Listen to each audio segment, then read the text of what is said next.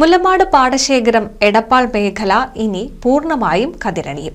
എടപ്പാൾ ഗ്രാമപഞ്ചായത്ത് കൃഷിഭവൻ പരിധിയിൽ മുല്ലമാട് പാടശേഖരത്തിൽ 20 വർഷങ്ങൾക്ക് മുകളിൽ തരിശായി കിടന്നിരുന്ന 25ഓളം ഏക്കർ നെൽകൃഷിയിടമാണ് ഈ വർഷം കതിരിടാൻ പോകുന്നത്.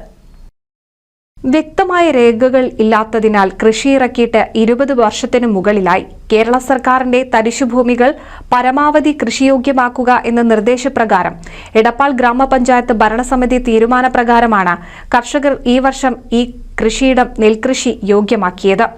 എടപ്പാൾ കൃഷിഭവന്റെ ഇടപെടലും പദ്ധതി നടപ്പാക്കുന്നതിന് കാരണമായി.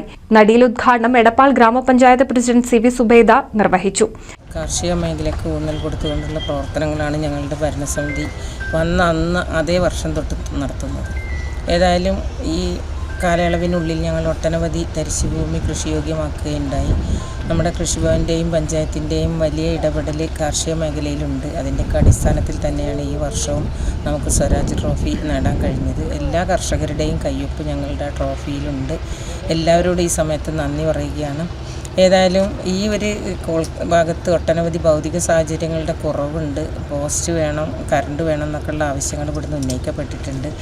എല്ലാ വർഷവും നമ്മൾ അതിനൊക്കെ മുൻതൂക്കം കൊടുത്തുകൊണ്ടുള്ള പദ്ധതികളിൽ ഉൾപ്പെടുത്തി ഇവരെയൊക്കെ സഹായിക്കുന്നുള്ളത് ഞങ്ങൾ ഉറപ്പ് തരികയാണ്. ഏതായാലും ഈ കൃഷി ഇവിടെ വളരെ വിജയകരമായൊരു വിളവെടുപ്പായി മാറട്ടെ എന്ന് ആശംസിച്ചുകൊണ്ട് ഗ്രാമപഞ്ചായത്ത് വൈസ് പ്രസിഡന്റ് കെ പ്രഭാകരൻ അധ്യക്ഷത വഹിച്ചു. വാർഡ് മെമ്പർ അഫീഫ നവാസ് ആശംസകൾ അർപ്പിച്ചു.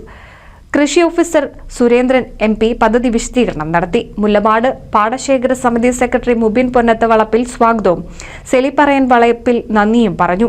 അസിസ്റ്റന്റ് കൃഷി ഓഫീസർ ഉണ്ണികൃഷ്ണൻ KP, കൃഷി അസിസ്റ്റന്റ് ദിലീപ് KK, കർഷകരായ സത്യൻ കിഴക്കേതിൽ, ഖാലിദ് ചിറക്കൽ എന്നിവർ പങ്കെടുത്തു. NCV news Edappal.